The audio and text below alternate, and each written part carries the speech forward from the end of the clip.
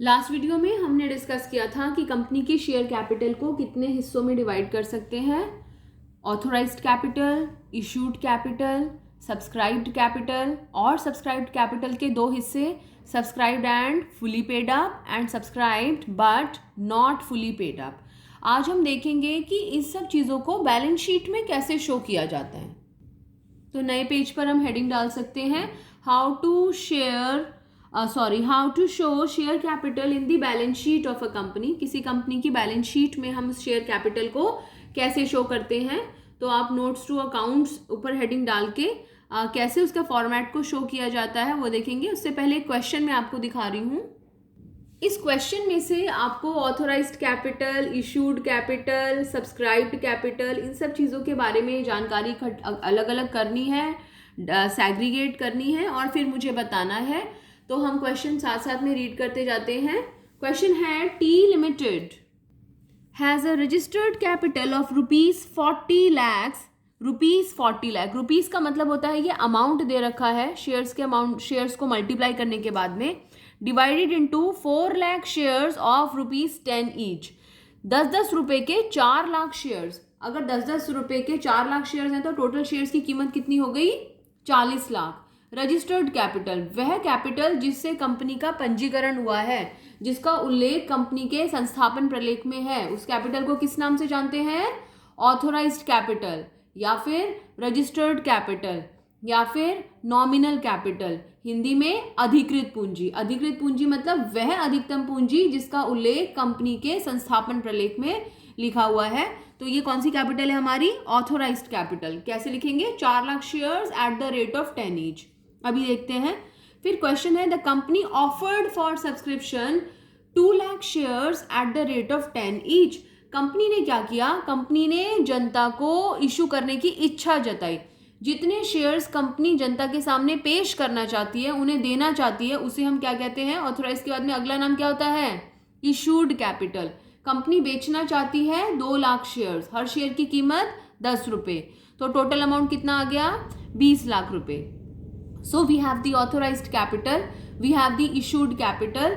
आगे ये 10 रुपये जो मंगाए हैं, देखिए 10 रुपये मंगाने का 2 तरीके हो सकते हैं। या तो कंपनी 10 रुपये एक ही बार में मंगा लेगी। अगर ये 10 रुपये कंपनी एक ही बार में मंगा लेती है तो इसको बोला जाता है लमसम, एक बार में एक मुश्त में भुगतान कर दिया गया। और अगर कंपनी इस 10 रुपये का ब्रेकअप करती है, अलग अलग तोड़कर ये 10 रुपये मंगाती है। कैसे मंगा रही है कंपनी? अलग अलग कॉल्स के अलग अलग नाम होते हैं। सबसे पहली बार जो पैसा मंगाया जाता है उसे एप्लीकेशन बोला जाता है। एप्लीकेशन के फॉर्म के साथ में कंपनी 2 रुपये मंगा रही है।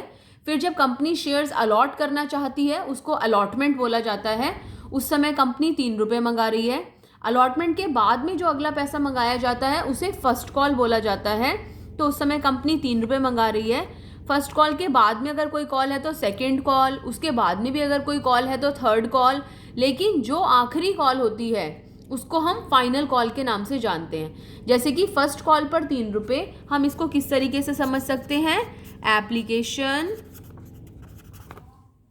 देखो, कंपनी यदि चाहे तो एक ही बार में सारा पैसा मंगा सकती है, जैसे मैंने कहा उसे लमसम कहा जाता है। और कंपनी अगर चाहे तो उस पैसे को किश्तों में मंगा सकती है। अब किश्तों में मंगाने के हर किश्त का एक अलग नाम दिया गया है। अगर एप्लीकेशन के समय पैसा मंगाते हैं, सबसे पहली बार जो पैसा मंगाया जाता है उसे एप्लीकेशन, उसके बाद में जो पैसा मंगाया जाता है उसे अलॉटमेंट, उसके बाद में जो पैसा मंगाया जाता है उसे फर्स्ट कॉल, उसके बाद में जो पैसा मंगाया जाता है उसे सेकंड कॉल। अगर ऐसे करके first call, second call, third call, कहीं तक भी ये पैसा टोटल जब तक कि 10 रुपये पूरे ना हो जाएं तब तक हम मंगा सकते हैं। और याद रखें, जो भी आखिरी कॉल होती है उसे हम बोलते हैं second and final call. Suppose अगर फर्स्ट ही कॉल फाइनल हो जाती तो हम इसका नाम क्या रखते? First and final call. तो जहां पर भी ये फिनिश हो जाएगा वहीं पर हम उसको खत्म कर देंगे। तो यहाँ पर इस क्वेश्चन में कैसे पैसा मंगाया जा रहा है? एप्लीकेशन के समय 2 रुपये, अलॉटमेंट के समय 3 रुपये और 3 रुपये फर्स्ट कॉल के समय। तो ज़रा बताइए, सेकेंड एंड फाइनल कॉल पर कितना पैसा मंगाया गया होगा? 2 + 3 5 और 3 8, टोटल 10 मंगाने हैं तो कितना मंगा सकते हैं? 2 रुपये। अब टोटल मिलाकर 10 रुपये हो गए। आपके दिमाग में क्वेश्चन आ रहा होगा कि ये कितने पैसे होंगे? एप्लीकेशन कितने भी रुपए की हो सकती है, ₹1 की हो सकती है, ₹2 की हो सकती है, 5 की हो सकती है, 10 की हो सकती है। Allotment, first call, second call, कोई भी कॉल कितने भी रुपए की हो सकती है। बात सिर्फ इतनी है कि वो अमाउंट टोटल आकर ₹10 हो जाना चाहिए।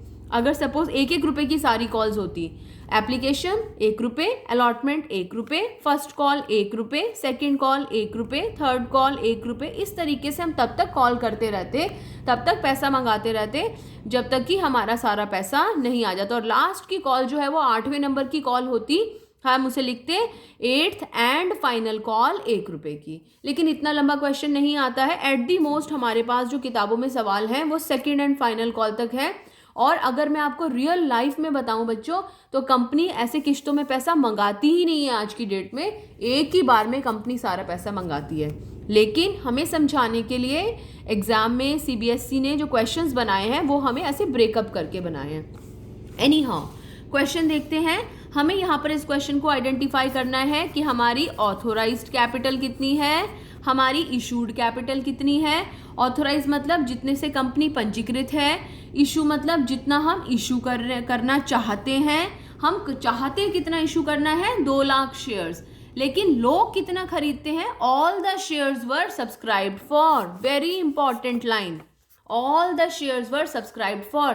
हम जितने शेयर्स बेचना चाहते थे, हमारे वो सारे शेयर्स बिक गए, सारे लोगों ने खरीद लिए, तो हमारे इशूड शेयर्स जो हैं वो सब्सक्राइब्ड शेयर्स के बराबर हो गए। तो इशूड कैपिटल हमारी 2 lakh shares at the rate of 10 यानी 20 लाख। और बिल्कुल ऐसे ही सब्सक्राइब्ड कैपिटल भी 2 lakh shares at the rate of 10, 20 lakh रुपए। Company received all the amount, company को सारा अमाउंट मिल गया except on 50,000 shares who has not paid the final call amount. एक आदमी है जिसके पास 50,000 शेयर्स थे, उसने फाइनल कॉल का पैसा नहीं दिया। अब इसका मतलब क्या हो गया, उसने सब्सक्राइब तो कर लिया था, उसने हमारे शेयर्स तो खरीद लिए थे, लेकिन जब हमने उसे कहा कि ला भाई फाइनल कॉल के पैसे दे, तो उसने हमें फाइनल कॉल के ₹2 नहीं दिए। अगर 50,000 शेयर्स पर ₹2 नहीं मिले हैं तो टोटल हमें कितने रुपए नहीं मिले हैं, 1 लाख रुपए। चलिए देखते हैं इसको कैसे शो करेंगे।